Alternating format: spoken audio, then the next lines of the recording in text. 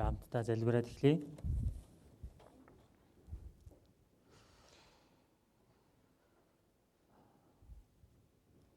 Тэнгэр газар түмэн бодис түүнд оршдог бүхнийг бүтээсэн Бурхан тань тандан чин сэтгэлээсээ залбирч байна. Бид Бурхан таныг мэдэлгүй гим нүгэл донд төөрөн амьдарч байхад Бурхан та бид нарыг төрүүлж хайрлаад өөрийн цорын ганц хүү Есүс Христийг энэ газар руу илгээн түүний загалмай дээр урсгасан тэр ариун цусаар бид нарын бүхий л гим нүглийг угааж өгсөнд талархаж байна. Үүнд итгэсэн бид бүхэнд Бурхан та мөнх амийг өгөөд Бурханы хүүхэд болох эрхийг өгсөнд үнэхээр их талархаж байна. Аврагсны дараа бид бүхний ганцаараг маань орхилгүй өөрийнхөө бий болсон чуулган дотор холбоотой байлгаж нөхөрлүүлж байгаад талархаж байна. Эзэн та айлдахдаа 2 ба 3 бол миний нэрээр хаан цуглана. Би тэдний дунд байх болно гэж айлдсан билээ. Эзэн та бид бүхний нөхөрлөл донд хамт байгаад итгэж байна. Эзэн та бидэнд улам илүү үгээ мэдүүлээд Бурхан таны хүслийг ухаарад энэ газар дээр амьдарч чадхад та туслаарай. Эзэн таны ирэх нь ойрцсон цаг үед энэ төгсгөлийн үед бид амьдарч байна. Тиймээс улам бүр итгэлээрээ илүү сэргэг байгаад Бурхан таны хүслийг мөн Бурхан таны сайн мэдээг энэ газарт олон хүмүүст мэдүүлж амьдрахад та туслаарай.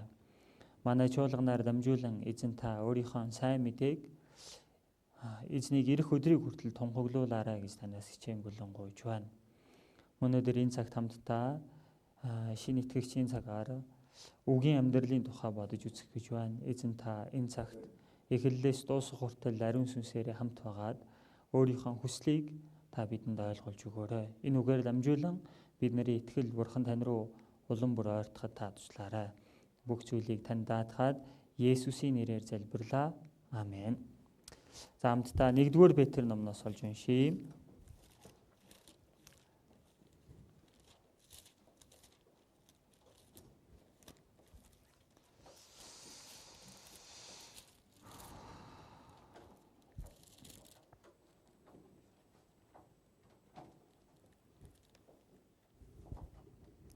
Нэгдүгээр Петр 1-ийн 23-аас 25 дугаар ишлэл байна.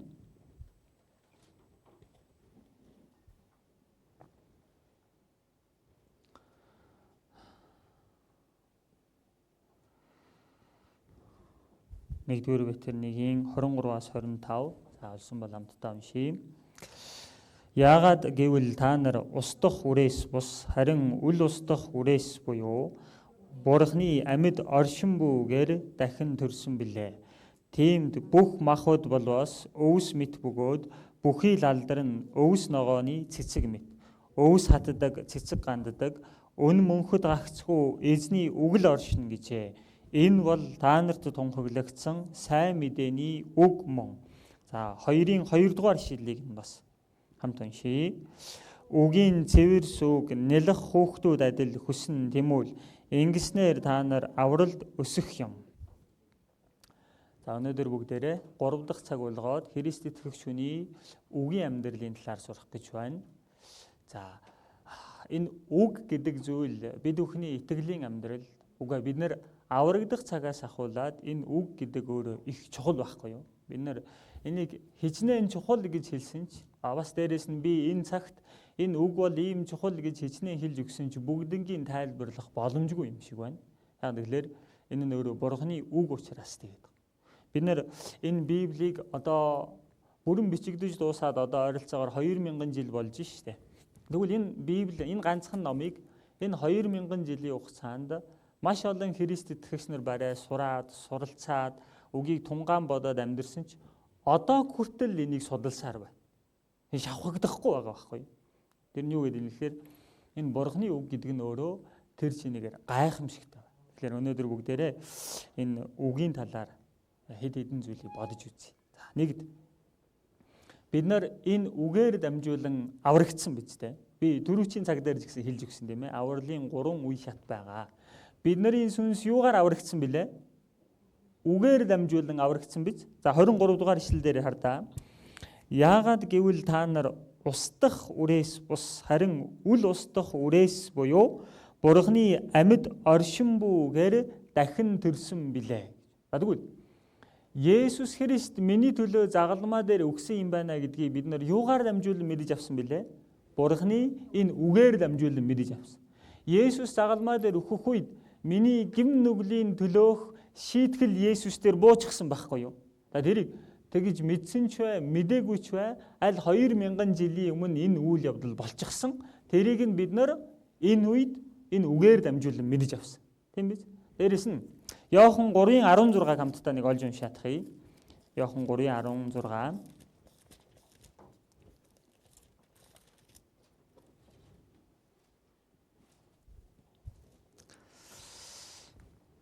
Хамтдаа Бурхан ертөнцийг үнэхээр хайрлсан учраас цорын ганц хүүгээ өгсөн.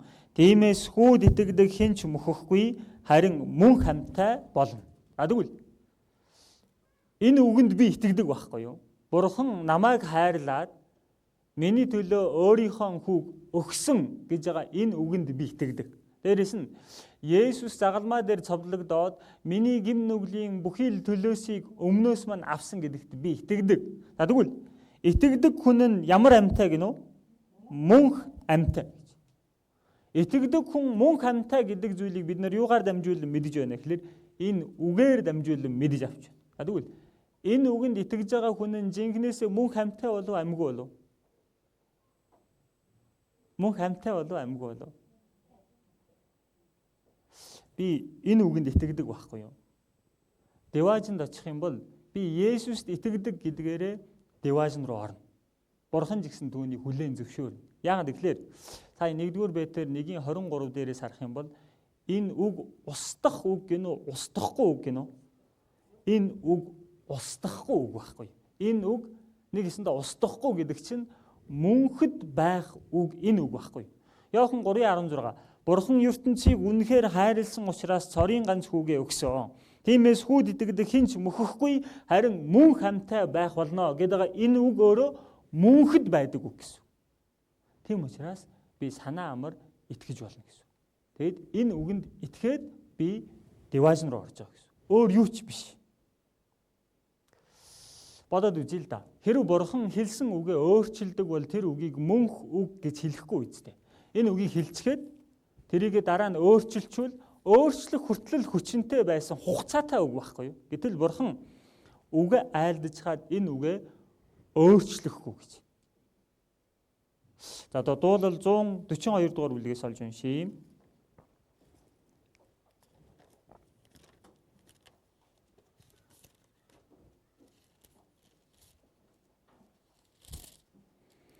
Дуулал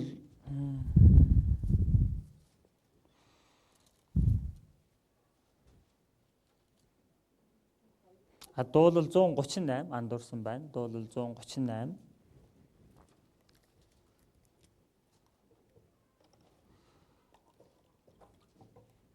Дуулал 138-ийн 2. Хамт уншийе. Таны ариун сүм тандан би мөргөж, хайр инэрл үнний тань улмаас таны нэрд талархахын учир алдар нэр бүхнээсээ өндөрт амлалтаа та өргөмжилснийх гэж. Тэгвэл энэ үгэн дээрээс бид нар юуг мэдэж болж байна гэхээр энэ амлалт гэдэг нь Бурханы үг байхгүй юу? Бурхан тэгвэл өөрийнхөө алдар нэр бүхнээсээ дээр өргөмжилсэн нэг зүйл байна гинэ. Тэр нь юу ах нь? Энэ үг байна.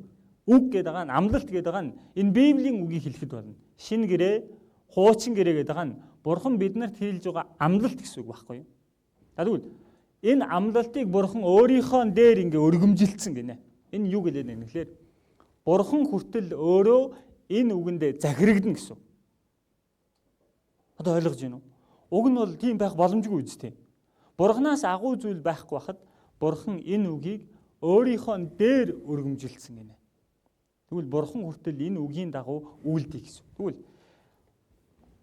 Есүс Христэд итгэдэг нь мөн хамтаа гэж. Тэгвэл энэ үгийг Бурхан хүртэл хүлээн зөвшөөрөөд Бурхан хүртэл өөрөө дагна гэсэн. Би Есүс Христэд итгээд деважинд очлоо. Тэгсэн Бурхан үгээ өөрчилсөн байвал яах вэ? Би харин тэгж бодож ирсэн. Тэгсэн Есүс Христэд итгэснээр болохгүй юм шиг байна. Есүс Христэд итгээд дээрээс нь нэг ч гим хийхгүй амьдрсан хүнийг би девайс руу оруулахаар болгочлоо гэд дээр яваад очисон чинь бурхан үгээ өөрчилчлөө. Тэгвэл бид нэр өөрсдийгөө аврагдсан гэж бүрэн баталгаатай хэлэх боломж байна уу? Байхгүй. Өөрийгөө аврагдсан гэж хэлэх боломжгүй байхгүй. Дээр очиж ижил мэдэн штэ гэж хэлнэ. Гэтэл би өөрийгөө аврагдсан гэдгээ баттай мэдэж болж байгаа шалтгаан нь энэ нүг хэзээ ч өөрчлөгддөг. Дээрээс нь бурхан угаасаа худал хэлэх боломжгүй. Бурханд нэг чаддаггүй зүйл байдаг байхгүй юу? Бурхан өөрөө төгс хүчтэй бүхнийг хийж чаддаг хэрнээ бурханд нэг чаддаггүй зүйл бий. Юу ах нь? Худал хэлэх боломжгүй гэсэн. Тэгэхээр энэ зүйл биднэрт том найдвар болдог. Еврей 6 дугаар бүлгээс харъя.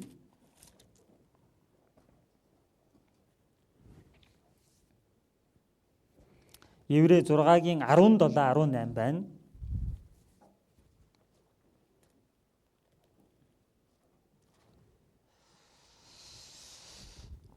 Хамтанши тиймээс амлалтыг авах өв залгамжлагчдад бурхан өөрийнхөө зорилгын өөрчлөгдөшгүйг үзүүлэхийг хүсэж андгаа өгчээ. Бурхан худал хэлэх боломжгүй. Тийм учраас бид өөрчлөгдөшгүй хоёр зүйлээр дамжуулан өмнө маань тавигдсан найдварыг барьж авахын тулд хүчтэй урам зоригийг олж авахаар хоригдох газар руу зүхтаадаг. За юу гэж хэлж байна гэхээр бурхан худал хэлэх боломжгүй гэж байгаа. Бурхан худлаа хэлэх ямар ч боломжгүй. Дээрээс нь бурхан өөрийнхөө энэ зорилгын өөрчлөгдөшгүйг үзүүлэхийг хүсэж андгаа өгч байгаа гэж байгаа. Бурхан худал хэлэх боломжгүй бурхан юм чинь бурхан андгаа тангараг өргөх шаардлага байна уу? Уг нь бол тангараглах шаардлагагүй бурхан байхгүй юу? Бурхан тийм гэл хэлсэн бол тэр нь худал үг биш учраас бурхан өөрөө тангараг ингээл өргөд байх шаардлага байхгүй хэрнээ? Үнэхээр баттай шүү гэдгийг мэдүүлэхийг хүссэндээ андгаа өгсөн гэж. Бүр тангаргалсан гэсэн үг байхгүй юу? Тэгэхээр бурхан тэгвэл энэ үгийг өөрчлөхгүй гэсэн. Тэгвэл бид нар энэ үгэнд итгээд мөн хамтай болж болно гэсэн. Тэгэхээр бид нар үгээр дамжуулан мөн хамыг олж авсан. Тэгээ энэ үг өөрөө өөрчлөгдөхгүй. За 1-р Петр ном руугаа дахиад очие. 1-р Петр 1-ийн 25.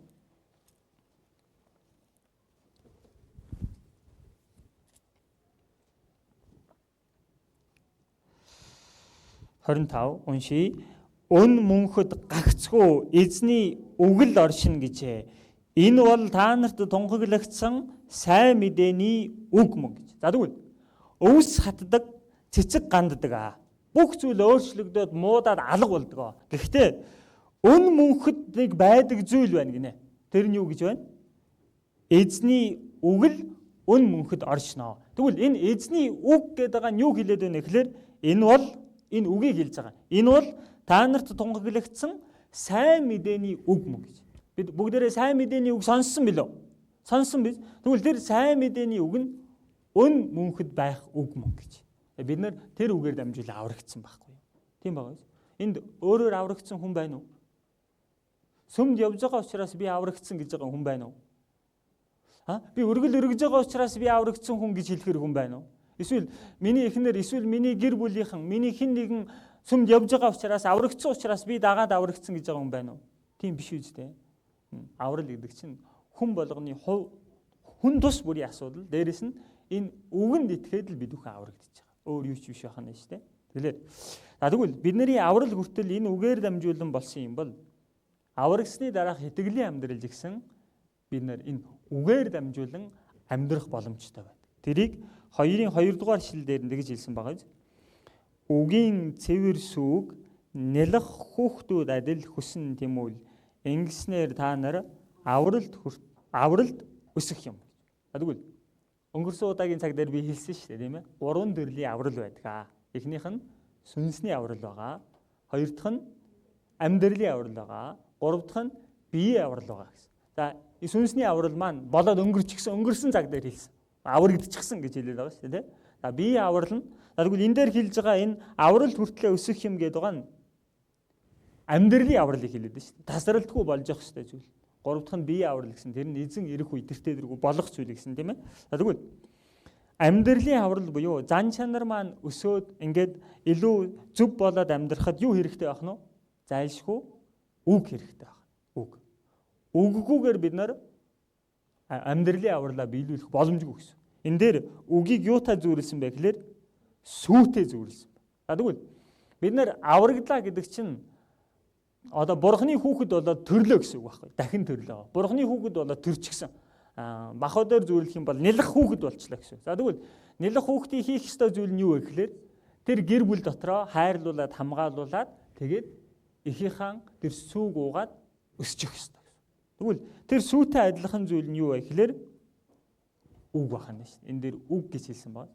Тэгэхээр бидний итгэлийн амьдралд хойштой юу хэрэгтэй вэ гэхээр үг хамгийн хэрэгтэй байна. Бид нар энэ үгнээс хол байх юм бол итгэлээр өсөх боломжгүй, амьдралын авралаа биелүүлэх боломжгүй, хойштой илүү зөв хүчтэй амьдрах ямар ч боломжгүй болдог гэсэн. Тийм учраас бид нар цуглах болгондоо үг сонсож байгаа юм. За эзний өдөр хурж ирээд бид нар үг сонсож гин. За залуучуудын хэсгийн үг сонсож гин. Бас дүүргийн нөхрөл дээр үг сонсож гин. Ямар нэгэн хэсгийн нөхрөл болоход энэ үг сонсож байгаа. Яагаад? Бидний итгэлийн амьдралд үг байхгүй бол өсөх боломжгүй учраас тийм. Тэгэхээр энэ үгийг хоолтой зүйрлсэн үгнүүд олон байдаг. Яв 23 дугаар ишлэлээс олж харъя.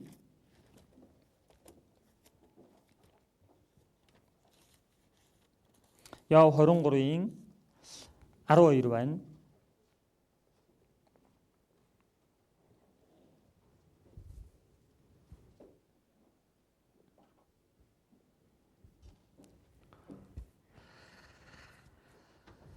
Яв 23-ийн 12-ыг хамт уншийе. Түүний уруулын тушаалаас би холдоогүй. Түүний амнаас гардаг үгсийг би өөрт минь хэрэгтэй хоолноос ч илүүгээр нандин гэсэн. Тэгэхээр энэ яв гэдэг хүн байхгүй юу? Өөрт минь хэрэгтэй хоолноос ч илүүгээр энэ үгийг нандин гэсэн. Тэгэхээр бид нар тэгж бодох хэрэгтэй. Энэ үг надад нөгөө махбодод энэ хоол хүнс надад амийг өгдөгтэй адилхан.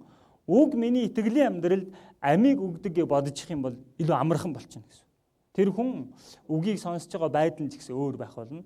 Жинхнээсээ энэ үг бидний сүнсэнд хоол хүнс хүч болдог байхгүй юу?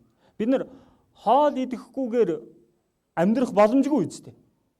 Хоол идэхгүйгээр бид нар ингээд амиа залгуулад энэ ертөнцийн дээр хүчтэй амьдрах боломжгүй байдаг байхгүй юу? Түүнтэй адилхан бидний сүнс илүү хүчтэй амьд байхын тулд юу хэрэгтэй байх нь? Үг хэрэгтэй байна.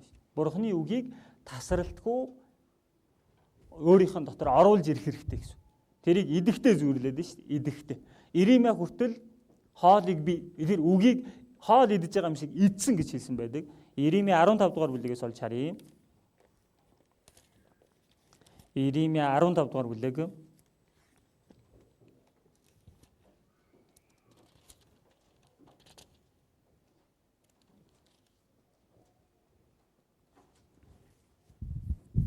(15-ийн 16)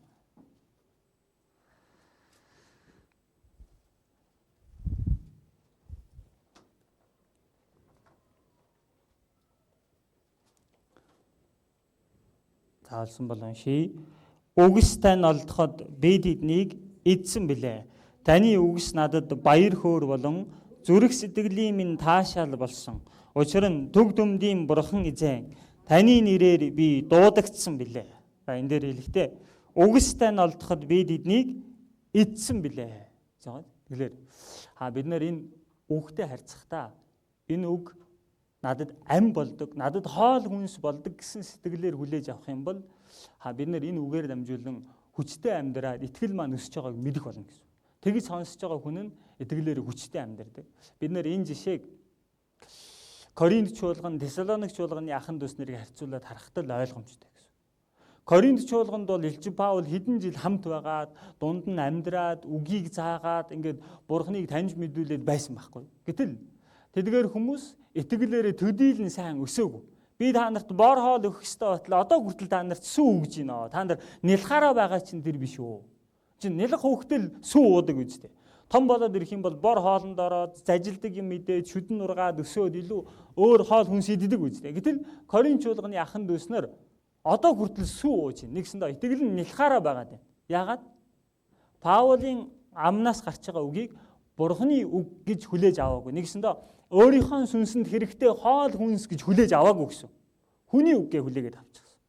Гэтэл Тесалоник чуулганы ахын дүүснэр болохоор Илж Паулийн амаар дамжуулан гарч ирж байгаа үгийг Бурхны үг гэж хүлээж авсан. Тэр нь өөрийнх нь сүнсэн зайлшгүй хэрэгтэй Бурхны надад хэлж өгж байгаа үг гэд хоолноос чилүүгээр нандгисэн гэсэн үг байхгүй. Тэгээ хүлээгээд авсан хүний итгэл нь Бурхны өмнө өсөд. Тэгэхээр манай энэ сууж байгаа шинэ итгэгч гэж байгаа ахын дүүс нар маань хойштоо энэ үгийг сонсохдоо Бурхан надад хэлж байна. Энэ үг миний сүнсэнд хэрэгтэй, хоолноос чилүүгээр хэрэгтэй гэж сонсох юм бол та бүхний итгэл өсгөхөд маш их тус төхөн болох бол.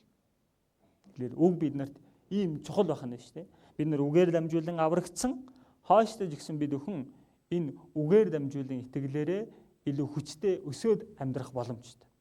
Үгнээс алдчих юм бол бид нар юу ч хийж чадахгүй гэдэг байна. Дээрээс нь энэ үгээр дамжуулан бид нар итгэлээрээ цэвэрхэн амьдрах боломжтой. За Бурхан бид нарыг аврагдсны дараа Бурхан шиг болж нэгсэндээ цэвэр болж амьдраасаа гэж хүсдэг. Тэр нь Бурханы хүсэл гэсэн. За 1-р Тесалоник номноос харъя. 1-р Тесалоник 4-р бүлэг байна.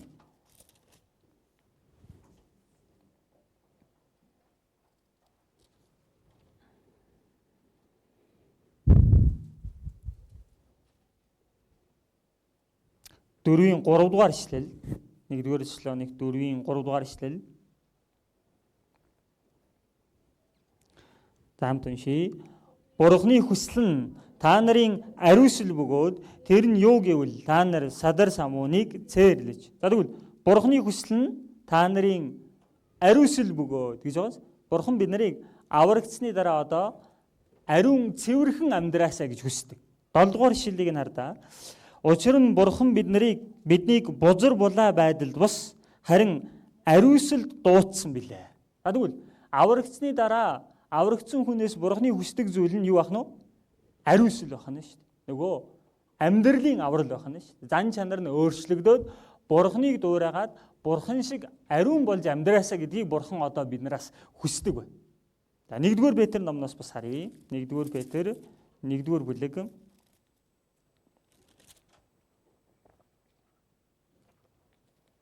1-р Петр 1-ийн 15 16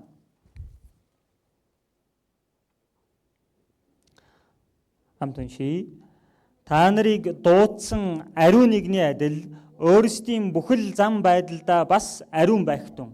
Яагаад гэвэл би ариун учраас та нар ариун байх тун гэж бичигдсэн юм. За тийм байгаа. Тэгэхээр Бурхан бид нарыг аварсан шалтгаан нь юу гэхээр та нарыг дуудсан ариун нэгний адил өөрсдийн бүхий л зам байдалдаа бас ариун байх тун. Тэгэхээр Бурхан бид нарыг ариун байгаасаа гэж одоо хүсдэг байна. За тэгвэл бид нар энэ ариун байхад хамгийн хэрэгтэй зүйл нь юу вэ гэхээр бас л үг байх нь шүү.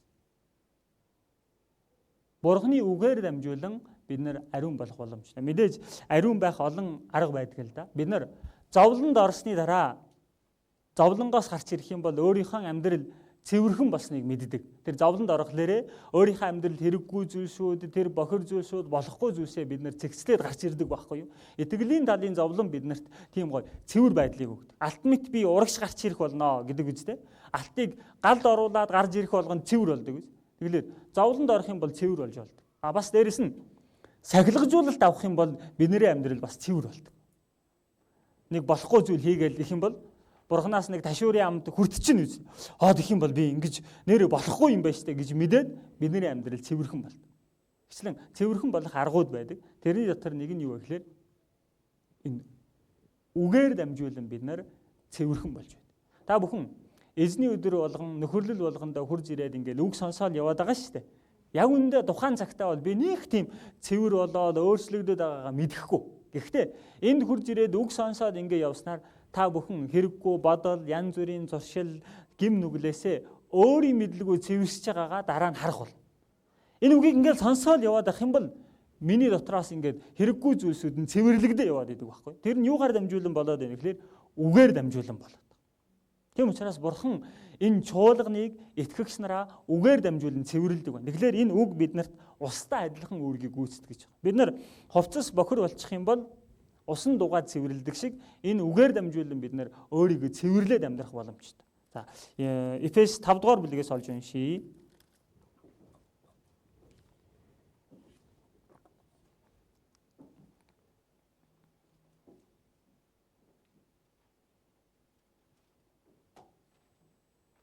Эфес 5-ын 26.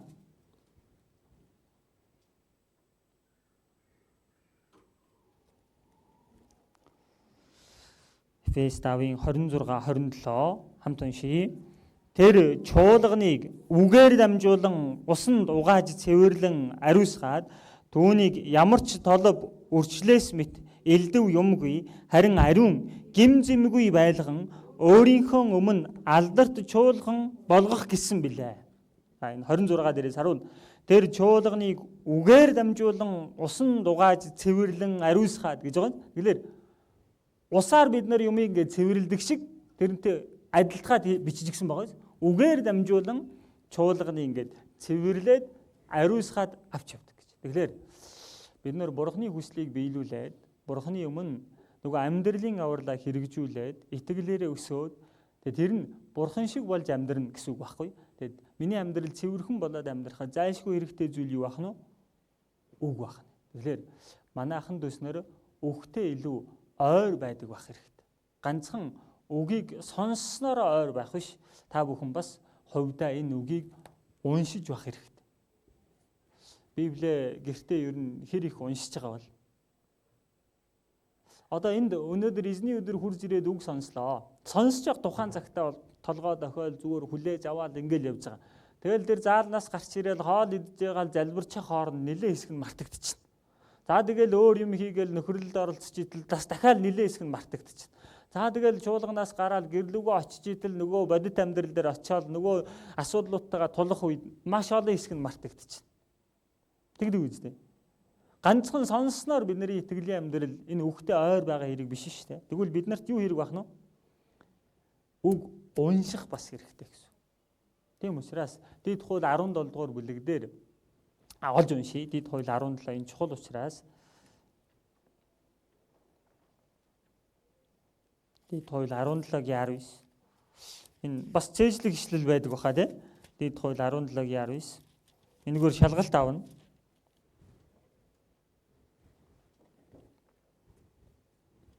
Дэд хууль 17-гийн 19. За хамт уншийе. Өөртөө байлгаж түүнийг амьдралынхаа бүхий л өдөр унших ёстой. Ингэснээр тэр уг хуулийн бүх үг буюу эдгээр зарилгийг сахин үйлдэж эзэн Бурханаасаа эмээхийг сурах бөгөө. Танарта өөртөө байлгаж. Одоо бид нар энэ үгийг өөртөө байлгаж болно үстэй. Энэ чинь Библийн номыг худалдаал авчихад өөртөө энэ үгийг байлгаж болохоор болчлаа шүү дээ. Өөртөө байлгаад түүнийг амьдралынхаа бүхий л өдөр унших ёстой. Тэгсэн дөө өдөр болгон бид нар энэ Библийг уншиж байх ёстой.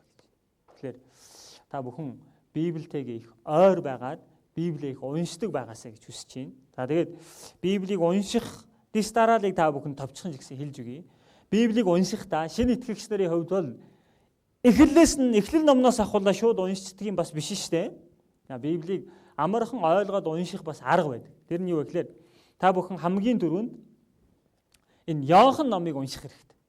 За энэ Иохан номон дээр бидний аврал итгэлийн амьдрал хэрэгтэй хамгийн олон үг дурддагддаг. Хамгийн амархан тайлбарласан ном нь Иохан ном байхгүй юу? Иохан номыг та бүхэн өөрөө уншаад үзэх юм бол энэ дотроос маш олон зүйлийг ойлгож болно гэсэн. Иохан номыг унших хэрэгтэй. Тэрний дараа Иохан номноос ахуулаад хойшоо Юда ном хүртэл уншчих хэрэгтэй. Юда илчлэл ном хүрэх хүртэл.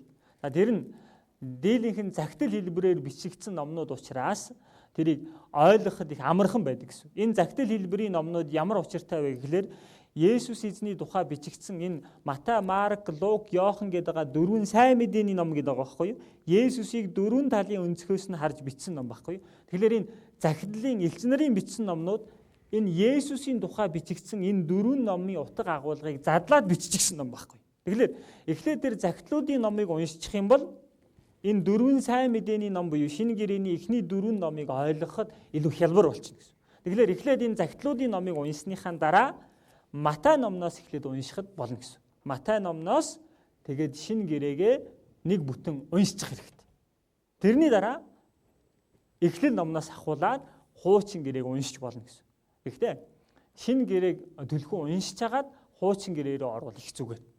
Хуучин гэрээ маш олон зүйрлүүд тийм ээ янз бүрийн нууцлагдсан утга агуулгууд олон байдаг учраас шууд ойлгоход хэцүү байдаг. Тийм учраас шинэ гэрээгээ эхэлж сайн уншиж хагаад тэгээд хуучин гэрээ рүү орвол их чухал. Тэгвэл их зүгээр ахна. Тэгэхээр та бүхний хувьд бол саяны хэлсэн дараалалаар Библийг унших юм бол илүү ойлгомжтой байх нь шүү дээ. Тэгээд Библиэтэйгээ илүү ойр байгаарай. За дээрэс нь сургаалт үгсийн хувьд бол сургаалт үгс хэдэн бүлэгтэй вэ? Тэгвэл энэ ямар утгатай вэ гэхлээр өдөр болгон бид нар өдрийнхөө тоогоор нэг бүлэг уншсан ч болохоор байгаа. Бурхан тэгж бичиж үлдээсэн юм шиг байна. Сургаалт үгс гэдэг нь бидний энэ дэлхий дээр амьдрахад хэрэгтэй мэрэгэн ухааны талаар бичиж гисэн ном байхгүй юу? Тэгэхээр өнөөдөр за 18 бол сургаалт үгс 18-ыг уншчих хэрэгтэй гэсэн. Тэгэх юм бол бидний амьдралд хэрэгтэй мэрэгэн ухааны сургаалт үгс дотор байдаг. Тэгээд эхлэхээр тухайн хэрэгтэй мэрэгэн ухаан хэрэгтэй үе тэрийг уншчихлаар заримдаа их хэрэгтэй зүйлийг тэндээс олж авдаг. Тэгэхээр сургаалт үгсийг бол өдрийнхөө тоогоор нэг бүлэг уншчихад за тэгээд өдөрт нэг 3 буюу түүнээс дээш бүлэг уншчихвэл их зүгээр байна. Библиэс. Ядаж 3 бүлэг. 3 бүлэг унших амархан болов хэцүү болов? Уг нь амархан байхгүй юу? Гэхдээ хэцүү байгаа даа. Юунаас болоод вэ? Бидний амьдрал тэр чинээгээр их завгүй байна гэсэн. Уг нь 3 бүлэг унших тийм хэцүү биш байхгүй юу? 30 минут суухад л 3 бүлэг 30 минут ч хүрэхгүй шүү дээ. Яг үндэ 3 бүлгийг унших гэвэл 10 минут л болох байх. Гэхдээ тэр 3 бүлгийг унших 10 минут гаргахад их хэцүү байдаг. Уг нь бол энэ авчлахгүй л үг л дээ. Яаж юу гэж хэцүү байх юм чинь Бурханы үгийг би унших чиж 10 минут зарцуулахгүй байна гэж юу байх юм? Тэгэхээр тэр чинээгээр бид нар энэ ертөнцийн дээр бас завгүй амьдраад ах шиг байна. Тэгэхээр бүгдээрээ тэглэгүүгээр өөртөө заавал зав гаргаад өдөрт нэг 3-аас дээш бүлэг энэ Библиэсээ уншиж явах хэрэгтэй. Тэгэх юм бол бидний итгэлийн амьдрал их тос болно. Гэртээ Библи уншихгүйгээр ганцхан сүмдэр гүрж ирээд үг сонсоод итгэлээрээ сайн амьдрна. Тэр боломжгүй баг. Яа. Тэр үгээ мартах нь олон юм чинь. Гэтэл Библийг ингээд уншиж хагаад ойлгосон үг бас их чухал байдаг. Тэр хүн тэр үгийг өөртөө ингээд хүлээж аваад тэгээ хэрэгжүүлээд амьдрах юм бол тэр их тос болдог байхгүй итгэлийн амьдрал.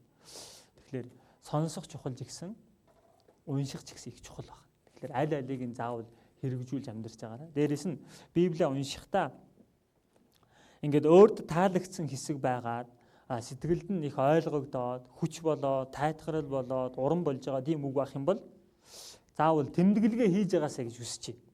Энэ Библийн номыг ингээл гоё цав цагаан байлгаадах шаардлага байхгүй шүү дээ. Энэ дээр бичигдсэн үг чухал болохоос ш энэ ном өөрөө чухал биш шүү дээ. Эн чинь зүгээр л ном шүү дээ. Энэ миний одоо 8 дахь Библи байна уу. Тэгэхээр энэ ингээд бичээд тэд тодруулаад эхлэхээр уншаад эхлэхээр ингээд салаад эхэлдэг. Тэрэн дээр их харамсах зүйл байхгүй. Дахиад шинээр авж байгаа нь дахиад тодруулсан ч болно. Тэгэхээр та бүхний хувьд бол ингээд зураас зураад өнгөөр тодруулаад өөрт таалагдсан эсгүүдээ ингэж яваасаа гэж хүсэж байна. Манай шуулганы тэр нь надад их таалагддаг. Их гоё санагддаг. Тэгээ би Библи авах юм бол шинээр Библи авах юм бол одоо энэ ингээ сая нөгөө 19 он солигдсноос хойш уншиж эхэлж байгаа болохоор дөнгөжл зурагдаж байгаа гэсэн. Тэгэхээр ингээ зурхаар их гоё байдаг. Тэгээ тэр хэсгийг уншихлаар би чинь тухайн үед энэ хэсгээс ийм зүйлийг ойлгож ирсэн шүү дээ. Нэр энэ үгэн дотор ийм утга агуулга байгаа шүү дээ гэд. Тэгээ дээрэс нь хажуу талд нь бас ингээд балаар ч юм уу харан дагаар ч юм уу ингээд бичиж болно. Бас дээрэс нь стикерээр ч юм уу иймэрхүү байдлаар ингээд нэмээд энэ үгэн дээр чинь бас ийм утга агуулга байдаг юм байна штэ. Энэ үг чинь энэ үгтэй холбогддог юм байна штэ гэд тэмдэглэгээ хийгээд ингээд унших юм бол та бүхний итгэлийн амьдралд их тос бол. Эцэстээ ер нь үг хүний амьдралд их тос болдог. Үгээр дамжуулан бид нар хүчтэй байдаг байхгүй юу? Тэгээ энэ үгтэй ойр байснараа бид нар энэ ертөнцийг ялж амьдарч болно. Нөгөө гим нүглээ ялж амьдрах байхгүй юу? Сая бид нар үгээр дамжуулан ариун болдог гэсэн шүү дээ. Иохан 17 дугаар бүлэг дээр бас ийм үг гардаг байхгүй юу? Иохан 17-гийн 17-ыг уншаадах юм.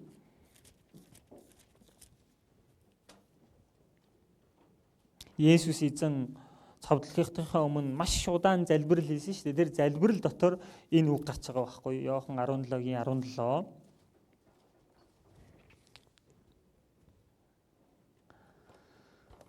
За хамт уншийе. Үннээр тэднийг ариусгаач. Таны үг үнэн мөн. За Есүс эзэн хүртэл тэднийг ариун байлгаач. Үннээр ариун байлгаач гэж. Тэгтэл тэр үнэн гэдэг байгаа зүйл нь юу ах нь?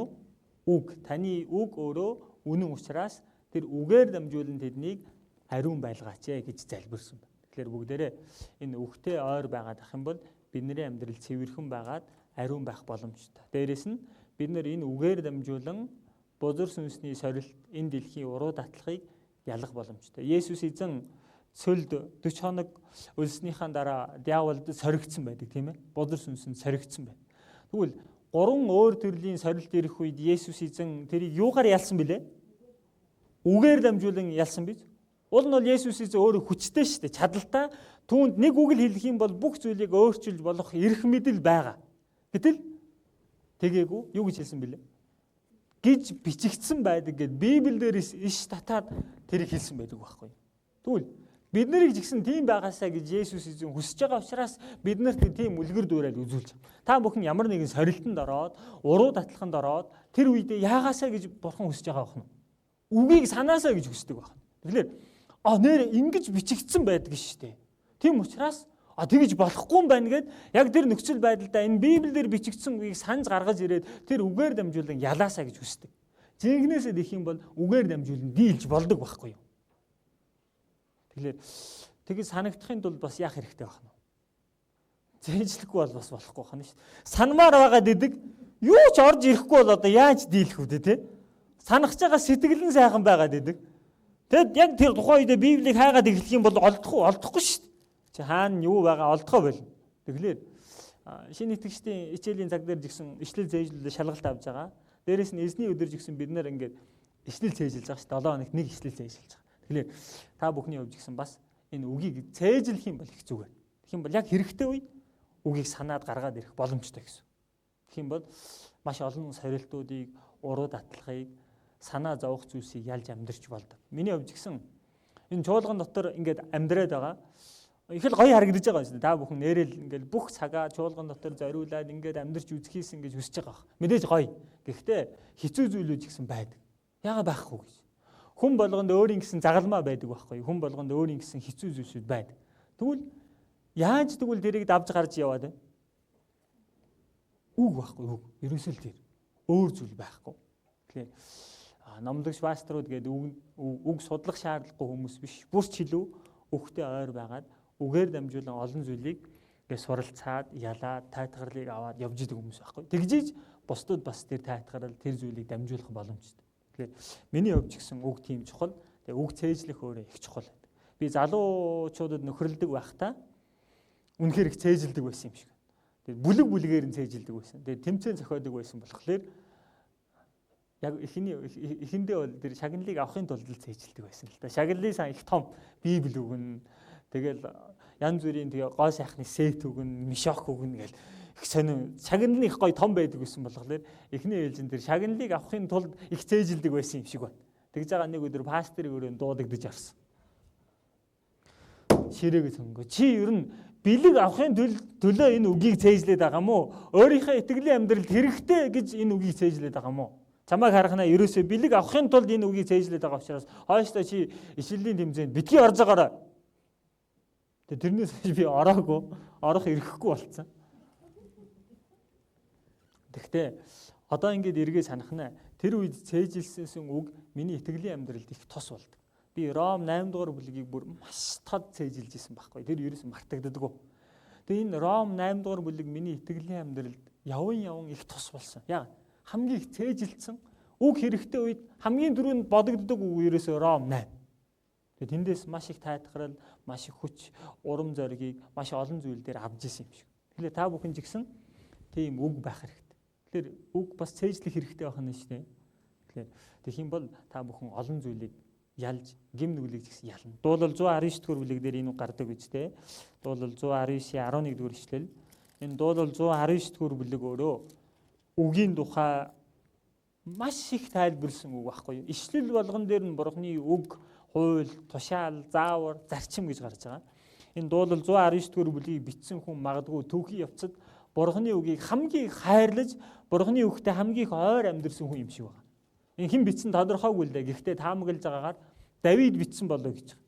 Ямар тач энэ дуулал 119 дугаар бүлгийг бичсэн хүн Бурхны үгийг их хайрладаг хүн. Тэгэд энэ хүн ингэж хэлсэн. Дуулал 119:11 дээр дуулал 119:11-ийг хамт уншийе. Таны эсрэг нүгэл хийхгүй тулд үгийг тань зүрхэндээ би хадгалав. Тэгэлээ Бурхны эсрэг нүгэл хийхгүй тулд үгийг зүрхэндээ хадгалав гэж байна шүү дээ. Зүрхэндээ хадгалахын тулд цээжлээ санаж авахгүй бол болохгүй гэсэн. Тэгэхээр Бурхны үгийг бид нар сэтгэл дотроо зүрхэндээ хадгалаад байж ах юм бол бид нар гим нүглийг ч ялж болдог. Үг тийм хүчтэй. Тэгэхээр Бурхны үгтэй ойр байгаасаа гэж хүсэж байна. Бас хоошоо эргүүлээд 133 дугаар ишлэл байна. Дуулал 119-ийн 133 дугаар ишлэл.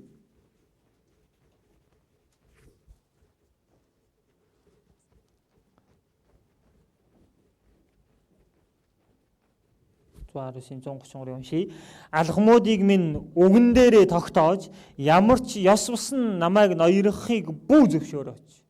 Тэгэхээр алхмуудыг минь үгэн дээрээ та тогтоож ямар ч ёс бусан намайг ноёрхохыг бүү зөвшөөрөөч. Яа.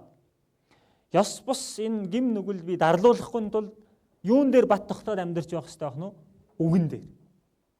Тэгэхээр энэ үгэн дээр бат тогтоод амьдарч байгаа хүн гим нүглийг уруу татлахыг тэр сорилтыг ялаад амьдрах хүчтэй байдаг. Дээрээс нь өөрийгөө Бурхны өмнө илүү цэвэр авч явах боломжтой байдаг.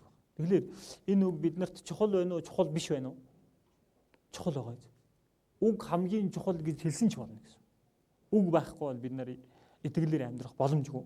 Тийм учраас дуулал 119-ийн 131 дугаар ишлэл дээр нь ингэж хэлсэн байгаа. Тушаалуудыг тань хүсэн тэмүүлж амаа би байдгаар нь том ангаа. 2004 оны Библиэлд бүр аахилсан гэж гардаг байхгүй юу? Нэгсэндээ аахлах бүр амьтанд хэрэгэлдэг үгээр нь хэрэгэлсэн баг. Амьтан бугыг бодоход болно гэсэн. Буг усгүй бол амьдрах боломжгүй амьтан байхгүй юу? Ус уухгүй бол үхчихдэг. Тэрний төлөө ингээд цангасан тэр хайсан сэтгэлээсээ болоод ус олдохгүй бол үхчихдэг амьтан. Буг усгүй бол үхэх байхгүй. Тэгэхээр ус хайж байгаа тэр сэтгэл, бугын хүсэж байгаа тэр сэтгэл шиг энэ дуулын бичээс бүр амаа байдгаар нь том ангаалгаад аахлаад Бурхны үгийг хүлээдгээ гэж. Тэгвэл бид нарт жигсэн ийм сэтгэл байдаг бол бид нар олон зүйл дээр итгэлээрээ сайн амьдарч болох юм шиг. Тэгэхээр Бурхны үгийг буг ус хайж байгаа юм шиг бид нар Бурхны үгийг хүсэн тэмүүлдэг байх хэрэгтэй. Энэ үгийг сурах чинээгээр энэ хичнээн гайхалтай үг байдгийг та бүхэн мэдэх боломжтой. Библиэлд нийтдээ нэг 63779 ширхэг үг ойролцоогоор гардаг гэж байгаа юм л да. Энэ үг нэг бүр үнэнхээр Бурханаас гарсан үг юм байна. Бурханаас ирсэн үг юм байна гэдгийг та бүхэн судлах чинээгээр, унших чинээгээр, сонсох чинээгээр мэдэх бол. Тэрийг мэдэх чинээгээр бидний итгэл илүү бат бөх болчихдээ. Энэ гарцаагүй Бурханы үг мөн байна. Тэгэхээр хойштоо Бурханы үгтэй илүү ойр байгаасаа гэж хүсэж байна. Дээрээс нь Бурхны үгийг ойлгохын тулд та бүхний зайлшгүй нэг хийх ёстой зүйл нь залбирал байна. Залбирал. Та бүхэн үг сонсохоосоо өмнө, үг уншихаасаа өмнө заавал залбирдаг байгаасаа гэж хүсэж байна. Бурхан минь надад та энэ үгийг ойлгуулж өгөөч. Дээрээс нь энэ үгэн дээрээс надад хэлэгч байгаа тэр хүслээ мэдүүлж өгөөч гэж Бурханаас хичээнгүлэн гуйгаад үг сонсоод уншдаг байх хэрэгтэй. Залбираад сонсох болон залбирахгүй сонсоход их ялгаатай байдаг. Та бүхэн эзний өдөр хурж ирээд энэ зааланд ороо суухдаа эхлэгээс өмнө Бурханд хандаж нэг залбирчхаад сонсвол их зүгээр. Бурхан минь өнөөдөр энэ үгээр дамжуулан та надад өөрийнхөө хүслийг намайг мэдэх ёстой, миний ойлгох ёстой зүйлийг ойлгуулж өгөөрэй гэж залбираа сонсох юм бол үг өөр сонсогддог. Дээрээс нь үг гэртээ уншихдаа Бурхан энэ үгийг унших хугацаанд та надад энэ үгээр дамжуулан олон зүйлийг ойлгуулж өгөөч гэд залбирх юм бол Бурхан олон зүйлийг мэдүүлж өгдөг. Тэгэхээр залбираад унших, залбирахгүй унших хоёр ялгаатай байх нь шүү дээ. Тэгэхээр үгийг сонсох, унших тоолондоо тэрнийхээ өмнө бид нар залбирч байвал их зүгээр. Луг 11-р бүлгээснийг хараадах юм.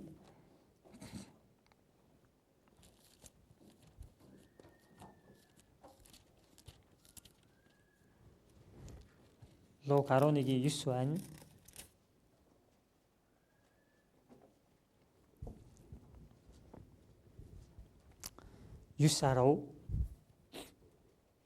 Луг 11:9-10 дугаар ишлэлийг хамт уншийе. Би та нарт хэлье. Гуй, тэгвэл та нарт өгөгдөнө. Хай, тэгвэл та нар олно. Тогш, тэгвэл та нарт нээгдэнэ.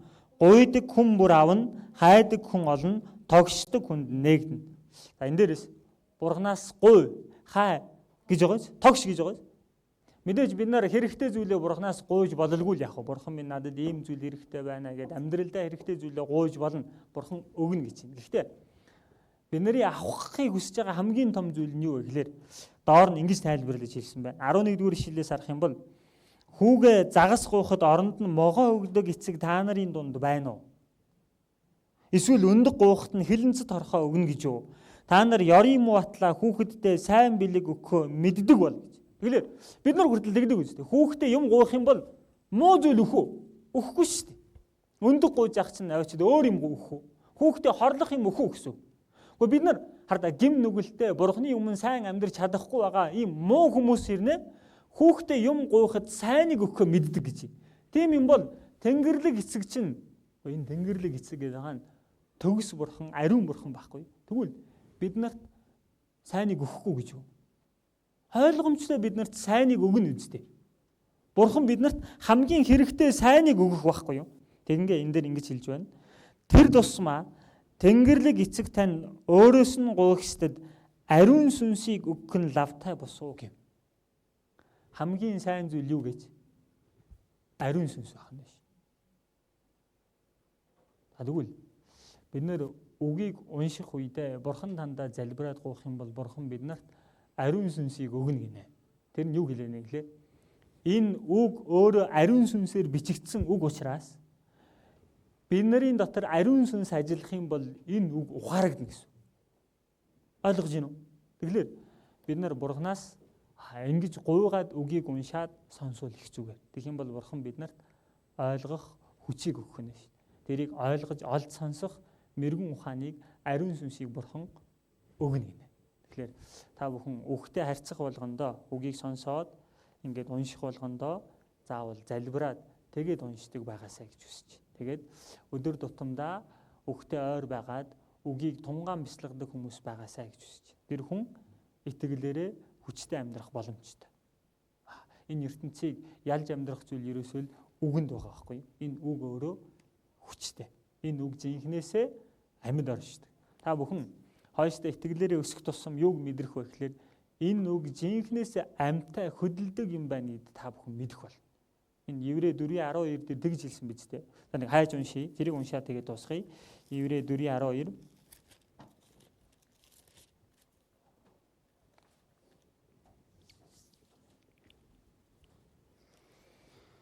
Еврей 4:12. Хамт уншия.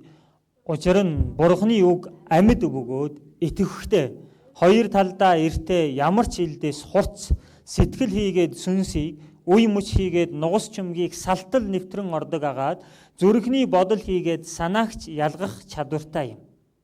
Дээрээс харуул Бурханы үг амьд бөгөөд итгэвчтэй гэж байгаа. Саяны хэлсэн гээд итгэлээрээ өсөх чинээгээр Бурханы үгийг хүсэн тэмүүлэх чинээгээр залбираа сонсох чинээгээр юуг мэдэх вэ гэхээр энэ үг үнэхээр амьд юм байна гэдгийг та бүхэн мэдэх болно. Энэ үгийг сонсоод Бурханы үгслийг мэдээд эхлэх юм бол энэ үг миний дотор орж ирээд жинхнээс амьд байгаад ингээ хөдөлдөг, итгэвчтэй байдаг. Тэгээ зүгээр байлгадаг. Миний эсрэг тэмцэлдээд намайг нөгөө болохгүй зүйлээ хаях хүртэл нь миний эсрэг ингээ тэмцэлдэж идэг байхгүй юу? Дээрэс нь намайг юу буруу бодоод юу хийгээд яваад байгааг энэ үг мэдээд миний дотор ажиллаж эхэлдэг. Тэгээ салгаж эхэлдэг. Та бүхэн тийм бодол төрж байгаагүй. Энэ пастор тавиачаад хэн нэгэн миний тухай хэлсэн юм биш байгаа. Яг намайг хараад яриад ах шиг баг. Энэ эхнэр очиж хэлчихв, нөхөр очиж хэлчихв, хүүхэд очиж хэлчихв. Энэ яг хэлсэн байна гэж бодогдох тохиолдол гардаг уу? Тэр чи хэлсэндээ биш байхгүй. Бурхан өөрөө мэддэг учраас энэ үг тийм байдаг. Дээрээс нь таныг сонсгол гэж тэр үгийг хэлж байгаа шүү дээ. Хин нэгэн хэлсэн ч бай, хэлээгүй ч үгүй таныг сонсгол гэж хэлж байгаа шүү дээ. Тэрэн дээр чи хин нэгэн хэлсэн бах та, намайг сонс гэж ингэж хэлээд байгаа юм бах та. Чи сонслоо гэж хэлж байгаа шүү дээ. Тэгэхээр тэр үгийг тэр чигээр нь хүлээгээд авчих юм бол одоо энэ үг тантай ноцолдож эхэлнэ. Уул нь үг сонссны дараа нэг хэсэг миний дотор тэмцэл явагдаж байгаа хэрэгтэй байхгүй юу? Учираас бид нэр үг сонсохдоо бүх анхаарлаа сонлуулээд залбираа сонсох юм бол хайн Бурхны үг миний дотор ажиллаж байгааг та бүхэн мэдэх бол. Тэгээд намайг илүү цэвэрхэн болгох гээд намайг болохгүй зүйлээс нь ингээд салгаж байгааг та бүхэн мэдэх бол. Чи юмар ингээд хоорондоо ингээд хутгаар зүсээ салгана гэвэл өвдөхгүй юу? Өвдөн штэ. Тэрнтэй адилхан заримдаа өвдөх үе ч байдаг. Гэхдээ Бурхан өөрөө сайн Бурхан учраас бид нарыг үргэлж сайн руу хөтлөн дагуулдаг байхгүй юу? Түүнд итгэхэд болно гэсэн. Тэгэхээр хааштай илүү үхтэй ойр байгаад үгийг тунгаан бодоод үгийг бяцлагдаг хүмүүс байгаасаа гэж хүсэж байна. Тэгээ үгээр дамжуулан итгэл нь өсөөд тэгээ Бурханы илүү олон хүслийг мэдээд амьдрдаг хүмүүс байгаасаа гэж хүсэж байна. Энэ түргээд хамтдаа залбираад дуусгая. Бид нарыг хайрладаг Бурхан танд үнэхээр их талархлаа. Та бид нарыг аимшигтаа тэр шийтгэлээс тэр тамаас аварч өгсөнд үнэхээр их талархаж байна. Эзэн Есүс бидний өмнөөс загалмай дээр үнэт цусаа урсгаж бидний бүхий л тэр шийтгэлийг бидний өмнөөс авсан үнэхээр их талархаж байна. Эзэнд итгэсэн бид бүхэн мөн хамиг өгсөнд талархаж байна. Одоо бид бүхнийг өөрийнхөө бий болсон чуулган дотор энэ нөхөрлөл дотор хамт байлгаж угаад үнэхээр их талархлаа. Эзэн та энэ үгээр дамжуулан өөрийнхөө хүслийг бидэнд мэдүүлж өгч бид нарын юу хийх ёстойг зааж өгч байгаад үнэхээр их талархлаа. Бид нар Бурхан таны энэ гайхамшигтай үгтэй улам бүр ойр байдаг хүмүүс болоход та туслаарай. Тиймээс Бурхан таны үгээр дамжуулан Бурханы сэтгэлийг хүслийг мэдж аваад энэ газар дээр Бурхан таны хүслийг үйлддэг хүн болоход та туслаарай. Энэ ертөнц өдрөөс өдөрт хорон муулсаар байна. Харин бид бүхнийг Бурхан та өдрөөс өдөрт улам бүр ариун болоосэй гэж хүсдэг үлээ. Бид нар таны үхтэй ойр байснаар ариун байх боломжтой гэдгийг өнөөдөр сурлаа.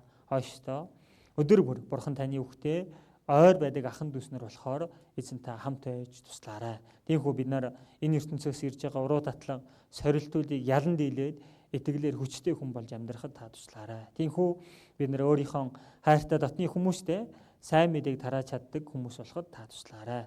Эзэн Есүсийн нэрээр залбирлаа. Амен.